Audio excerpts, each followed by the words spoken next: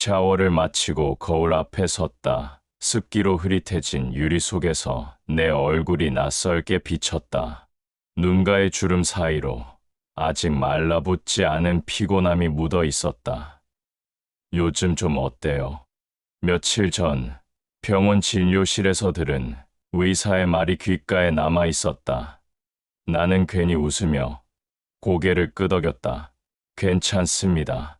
피곤해서 그런가 봐요. 의사는 아무 말 없이 처방전을 건넸다. 그 위에는 익숙한 세 글자가 적혀 있었다. 발기부전. 집으로 돌아오던 길, 손에 쥔 처방전이 이상하게 무거웠다. 살아있다는 게. 이토록 조용히 꺼져가는 일일 줄은 몰랐다. 지연은 아침마다 바쁘다 출근 준비를 하며 헤어드라이어를 돌리고 립스틱을 고를 때마다 거울 앞에서 미세하게 고개를 돌린다. 그 모습이 아직도 예뻤다. 39살의 그녀는 여전히 봄이었다. 그녀는 내 눈길을 느꼈는지 거울 너머로 말했다. 왜 그래요? 아니, 그냥 말끝이 흐려졌다. 예쁘다는 말을. 언제부터인지 입 밖으로 꺼내지 못했다. 회사로 향하는 길. 라디오에서는 봄 노래가 흘러나왔다. 창밖엔 꽃이 피어 있었지만 내 안에는 아무것도 피지 않았다. 내 나이 52. 몸도 마음도 점점 말라가고 있었다. 그날 오후 정의사가 내 자리에 와 서 있었다. 김 과장 입원 승진. 자네가 유력하네. 그는 낮게 웃었다. 다만 윗선에서 자네의 평소 회사 이미지를 내가 평가를 해서 올리라고 하더군. 나는 무심히 고개를 끄덕였지만 속은 흔들렸다.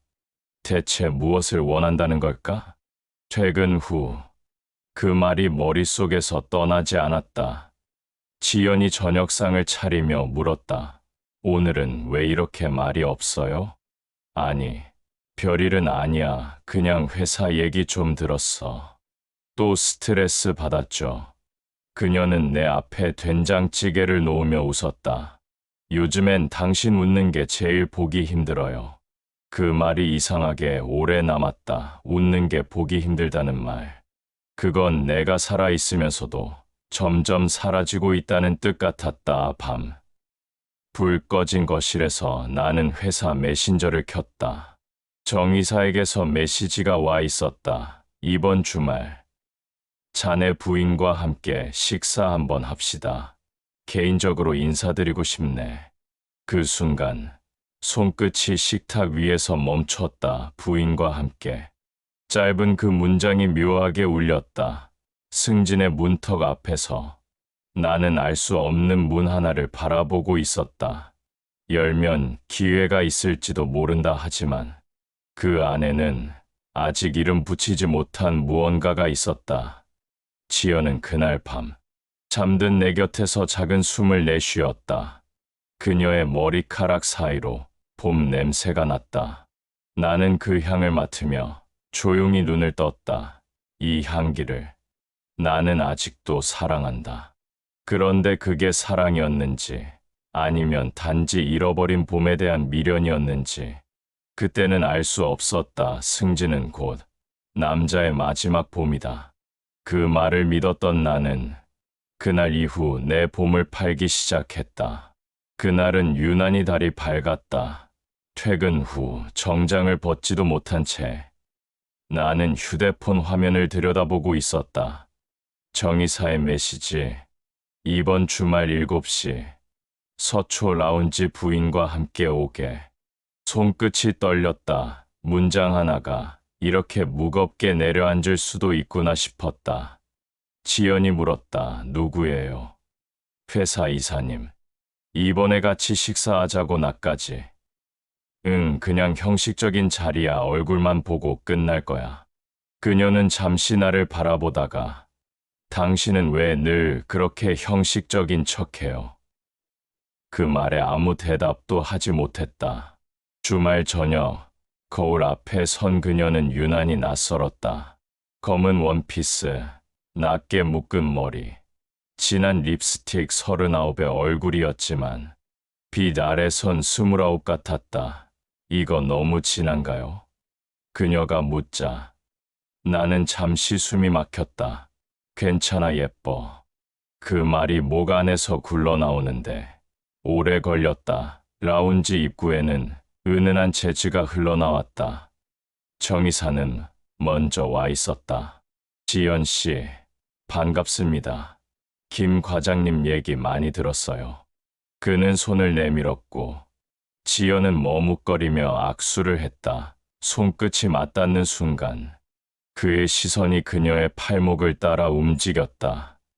그 시선이 오래 머물렀다. 짧았지만 분명했다. 그걸 본 사람은 나뿐이었다. 식사는 길게 이어졌다. 정의사는 웃었고 나는 맞장구를 쳤다. 그 사이에서 지연은 조용히 미소 지었다. 그 미소는 예의였지만 그 안에는 묘한 피로와 체념이 섞여 있었다. 김 과장님은 운이 좋아요. 정의사가 말했다. 요즘 보기 드문 현명한 부인을 두셨잖아요. 그 말에 나는 웃었지만 지연은 고개를 숙였다. 잔이 부딪히는 소리, 조용한 음악, 그리고 세 사람 사이에 도는 묘한 온도. 그 공기 속에서 나는 다시 숨쉬는 법을 잊었다. 식사가 끝나갈 무렵 정의사가 조용히 말했다. 내일 회의 있으니 먼저 올라가야겠군. 그는 자리에서 일어나며 지연을 향해 미소 지었다. 지연 씨, 다음에 또 봅시다. 오늘 즐거웠어요. 그가 자리를 떠난 뒤 지연은 한참 동안 아무 말도 하지 않았다. 당신, 오늘 내 손 좀 봤어요. 응. 이사님이 악수하면서 내 손을 꼭 잡았어요. 근데 당신은 아무 말도 안 하더군요. 나는 고개를 숙였다. 괜히 기분 나쁘게 하고 싶지 않았어. 그게 더 기분 나빠요. 그녀의 말이 끝나자 잔 위에 남은 와인이 미세하게 흔들렸다. 그 잔의 흔들림이 이상하게 오래 눈에 남았다. 차 안 운전대 위에 손을 올렸지만 시동을 걸지 못했다. 라운지 유리창 너머로 정의사가 천천히 걸어가는 뒷모습이 보였다. 그의 걸음은 여유로웠고 내 숨은 가빠졌다. 지연은 조용히 물었다. 당신, 나를 왜 데려왔어요? 나는 대답하지 못했다. 그녀는 창밖을 바라보며 혼잣말처럼 말했다. 당신이 내 손을 놓던 순간 무언가 시작된 것 같아요. 그날 밤 집에 돌아와 불을 끄자 거실에는 그녀의 향만 남았다. 그 향이 내 몸 안쪽을 서서히 파고들었다. 그리고 나는 깨달았다. 그날 초대받은 건 정의사도 지연도 아닌 내 안의 욕망이었다. 그날의 식탁엔 세 사람이 앉아 있었다. 나, 아내, 그리고 보이지 않는 나의 욕망. 문틈 다음 주 정의사에게서 전화가 왔다. 지난번에 좋은 시간이었다고 부인께 전해주게. 이번 주 금요일에도 잠깐 들렀으면 좋겠네. 이번엔 내가 직접 모시지. 수화기 너머의 목소리는 부드러웠다. 하지만 그 말이 끝난 뒤 남은 정적은 이상하게 축축했다. 나는 대답 대신 조용히 숨을 들이켰다. 지연은 그 전화를 듣고 한참을 말이 없었다. 그녀의 얼굴은 차분했지만 눈동자가 흔들렸다. 이번에도 나를 데려가요? 나는 고개를 끄덕였다. 그녀는 짧게 웃었다. 당신은 나를 믿어요? 그 말에 아무런 대답을 하지 못했다. 금요일 저녁, 라운지는 지난번보다 조용했다. 빛은 조금 더 어두웠고 음악은 더 느리게 깔렸다. 정의사는 이미 와 있었다. 지연 씨, 지난번에 즐거웠죠? 그의 말끝에 묘한 여유가 섞여 있었다. 지연은 억지로 미소를 지었다. 식사가 끝나갈 무렵 정의사가 내게 말했다. 김 과장, 잠깐만요. 밑에 결제 확인 좀 하고 오세요. 지연 씨는 제가 모셔다 드릴게요. 그 말이 이상하게 들렸지만 나는 본능처럼 자리에서 일어났다. 이번에도 형식적인 일이지. 스스로 그렇게 믿으며 계단 아래로 걸어 내려갔다. 복도 끝. 카운터 앞에서 계산서를 넘겨받았다. 영수증에 사인을 하는 동안 머릿속이 멍해졌다. 펜이 종이 위를 스칠 때 멀리서 음악이 멎었다. 정적이 길었다. 누군가 웃는 소리가 들렸다. 낮고 짧고 숨처럼 섞인 웃음이었다. 그 소리를 듣는 순간 내 손이 멈췄다. 심장이 천천히 그러나 확실히 두드렸다. 나는 발걸음을 돌려 복도 쪽으로 걸어갔다. 라운지 문은 닫혀 있지 않았다. 반쯤 열린 문틈 사이로 희미한 조명이 바닥을 스쳤다. 공기에는 와인의 향이 섞여 있었다. 달콤하지만 그 끝에 쇠맛이 났다. 그는 문 앞에 섰다. 귀를 대지는 않았지만 안에서 들려오는 숨소리를 들었다. 길게 들이마시는 소리, 그리고 아주 천천히 내쉬는 소리. 그 둘 사이엔 무언가 부드럽고 미묘한 리듬이 있었다. 그 순간 그의 머릿속에서 수많은 장면이 겹쳤다. 지연이 웃는 얼굴, 정의사의 손끝, 그리고 그 와인잔 위의 흔들림. 그는 문을 밀지도 닫지도 못했다. 단지 그 틈새에서 서 있었다. 누군가 잔을 내려놓는 소리가 났다. 짧은 숨이 섞였다. 그리고 다시 정적. 그는 천천히 뒤로 물러섰다. 심장이 너무 크게 뛰어서 자신의 발소리가 들리지 않았다. 밖으로 나오자 밤 공기가 폐 속으로 밀려 들어왔다. 식은 땀이 등을 타고 흘렀다.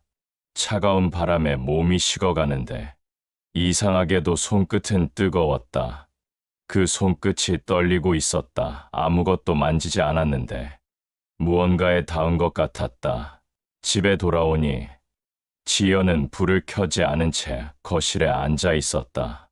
머리를 감은 듯 머리카락이 젖어 있었다. 그녀는 고개를 들지 않았다. 왔어요? 응, 오늘 즐거웠어요. 그 짧은 질문에 그는 대답하지 못했다. 그녀는 자리에서 일어나 식탁 위에 두 잔의 와인잔을 올려놓았다. 한 잔은 비어 있었고 한 잔은 반쯤 남아 있었다. 그녀는 말했다. 오늘은 내가 한 잔만 마셨어요. 그 말이 이상하게 들렸다. 잔 위에 남은 붉은 자국이 불빛에 번져 있었다. 그는 시선을 피했다. 그리고 속삭였다. 문이 닫혀 있지 않더군. 지연은 조용히 웃었다. 닫지 않아도 될 때가 있잖아요.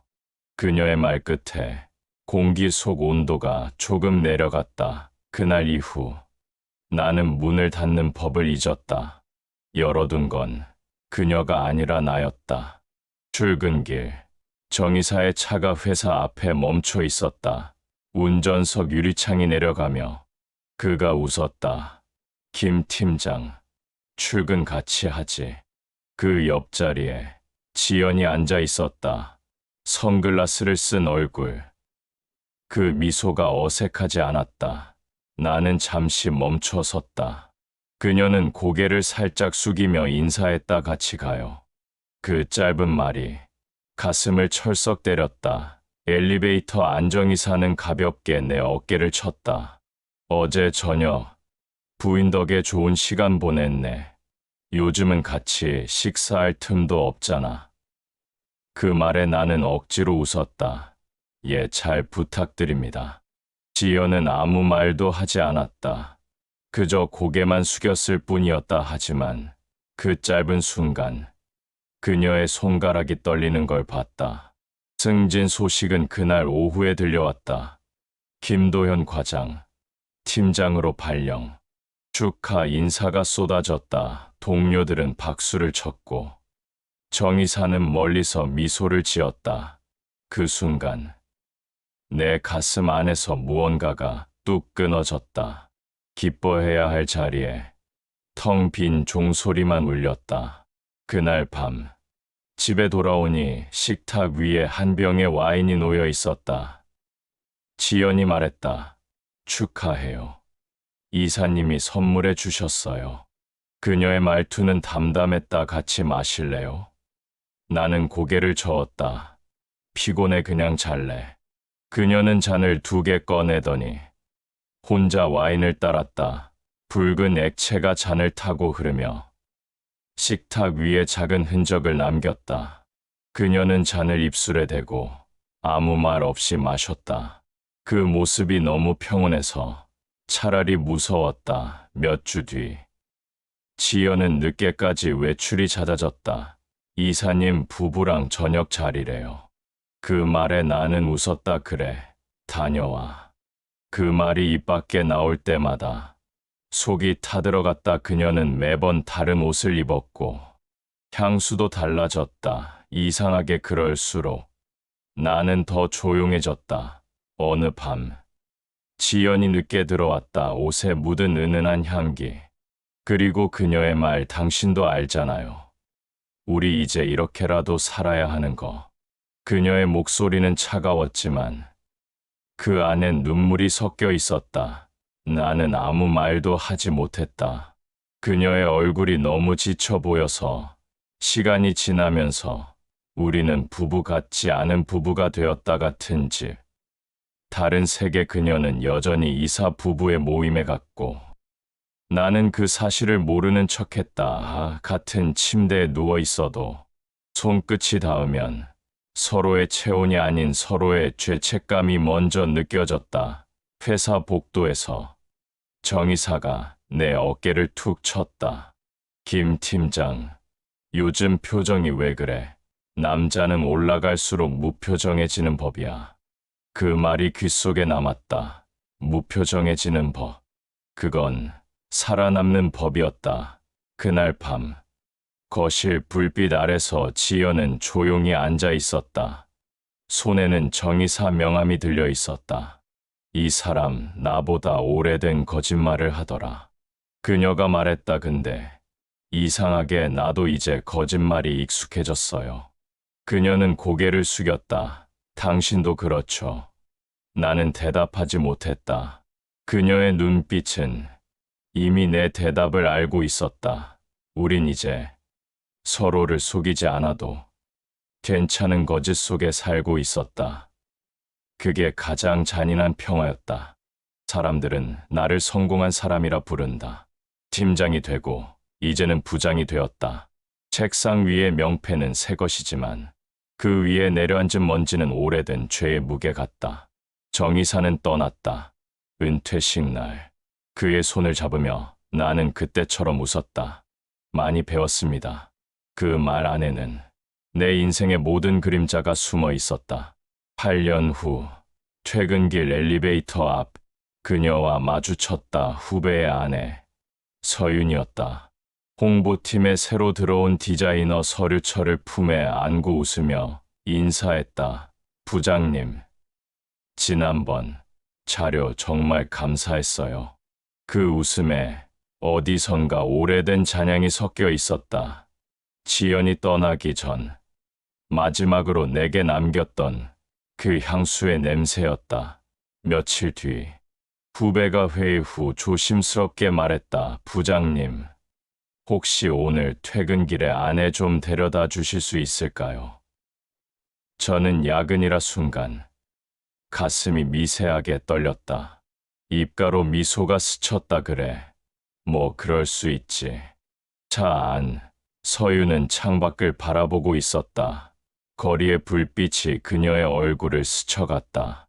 그 빛이 지나갈 때마다 지연의 얼굴이 번져들었다. 사라졌다. 부장님은 부인분이랑 잘 지내세요? 그녀의 물음은 아무렇지 않았지만 내 안에서는 그 말이 오래 맴돌았다. 글쎄요. 이제는 잘 지낸다는 게 뭔지도 모르겠네요. 그녀가 미소를 지었다. 그 웃음은 짧고 젖어 있었다. 도착 후 그녀가 내렸다. 그러다 다시 창문을 두드렸다. 오늘 덕분에 편히 왔어요. 다음엔 식사라도 대접할게요. 짧은 순간 그녀의 손끝이 차창에 닿았다. 그 온기가 유리에 남았다. 나는 그 흔적을 바라봤다. 그리고 문틈 사이로 스며드는 그 온기가 천천히 오래도록 식어가는 걸 느꼈다. 밤새 잠이 오지 않았다. 불 꺼진 집 안에서 와인잔을 들었다. 붉은 액체가 잔의 가장자리를 적시며 서서히 흔들렸다. 그 잔 속에서 지연의 그림자가 번졌다. 그리고 그 위로 서윤의 미소가 겹쳐졌다. 순간 손이 떨렸다. 와인이 흘러내려 손등을 타고 떨어졌다. 그 한 방울이 바닥에 닿을 때 내 안에서 오래된 문이 딸깍 소리를 냈다. 누군가에게는 상처였던 문틈이 이제 내게는 출구가 되어 있었다. 나는 그 문 앞에 또 서 있었다. 그런데 어째서일까? 눈에서 계속 눈물이 흘렀다. 동시에 서윤의 미소가 잊혀지지가 않는다. 그렇다. 나는 변질되어 버린 걸까? 그날의 술자리 금요일 저녁. 회식이 잡혔다. 후배가 말했다. 부장님, 이번에 인사평가 앞두고 이사님이랑 자리를 한번 만들었으면 해서요. 그 말투가 어쩐지 낯익었다. 10년 전 내가 정이사에게 했던 말 그대로였다. 식당은 번화가 한가운데 있었다. 낡은 간판, 조용한 룸, 기분 나쁘게 익숙한 조명이었다. 나는 술잔을 들었다. 요즘 후배들 참 열심히 하더라. 이런 자리도 직접 만들고. 웃으며 건넸지만 내 안에서는 오래된 냄새가 올라왔다. 그때도 이랬다. 누군가의 승진을 위해 누군가의 가정이 무너졌었다. 잠시 뒤 후배의 아내가 들어왔다. 인사라도 드리고 싶어서요. 그녀는 정중했고 차분했다 하지만 그 미소가 내 심장을 쳤다. 옆자리에 앉은 후배는 잔을 들며 말했다. 우리 아내가 요즘 홍보팀 일 배우느라 고생이 많습니다. 그의 말에 모두 웃었다. 나만 빼고 와인병이 비워지고 그녀의 잔이 비워질 때마다 내 안의 윤리도 조금씩 사라졌다. 그녀의 웃음 끝. 그 순간의 시선 하나하나가 마치 10년 전 지연을 처음 봤던 그날처럼 번졌다. 자리 정리가 끝나갈 무렵 후배가 화장실로 나갔다. 남은 사람은 나와 그녀뿐. 테이블 위 잔 사이로 불빛이 흔들렸다. 그녀가 조용히 물었다. 부장님은 이런 자리 익숙하시죠? 그 말에 웃음이 나왔다. 익숙하단 말. 이상하게 들리네요. 그녀는 미소를 지었다. 다들 익숙해지잖아요. 사람 일이라는 게. 그 짧은 대화가 비수가 되어 가슴을 찔렀다. 그날 밤 집으로 돌아오는 길에 거울 같은 유리창을 봤다. 비친 얼굴은 나였다. 그런데 눈빛은 정의사와 똑같았다. 이게 벌이었다. 누군가를 닮아가는 벌. 하지만 곧바로 그의 머릿속은 하얗게 변했고 심장은 격렬하게 뛰고 있었다. 마침내 한 방에서 과거 정의사와 지연이에게서 들렸던 익숙한 목소리가 흘러나왔습니다. 곧 명백한 신음소리가 들려왔습니다. 서윤은 몸이 떨렸습니다. 그녀는 주변의 시선을 의식하며 목소리를 낮췄어요. 그때 문틈으로 자신의 남편이 문틈 사이로 보고 있음을 알게 되었다. 하지만 모든 것은 끝났습니다. 결국 금지된 선을 넘어버렸다. 다음 주 월요일 박 후배가 찾아왔다. 부장님, 지난주 감사했습니다. 그는 웃었고 나는 그 웃음을 보며 고개를 끄덕였다. 그러나 그 순간 그의 아내가 술자리에서 했던 마지막 미소가 떠올랐다. 그 웃음 속에는 이해와 포기, 그리고 아주 미세한 연민이 섞여 있었다. 이제 알겠다. 세상은 무너지는 걸 보고 배우는 게 아니라 무너진 채로 살아가는 법을 배운다. 박 후배에게 말했다. 다음 주 같이 지방에 출장을 가야 하는데 원래 이사님이랑 같이 가기로 했다가 일정이 생기셔서 허참. 아내랑 둘이 가기에는 심심하기도 하고 허참 동행해줄 사람이 필요한데 박 후배가 말했다. 부장님만 괜찮으시다면 혹시 저와 아내가 동행해도 될까요? 나야 고맙지 그렇게 해주면. 그럼 자네는 운전만 부탁하네. 그렇게 네 명은 고속도로에서 달린다. 운전하는 박 후배 뒷좌석에 앉아있는 김 부장과 그의 아내 지연, 그리고 서윤. 박 후배는 뒤를 돌아보지 않고 그저 하염없이 앞을 보며 운전만 한다.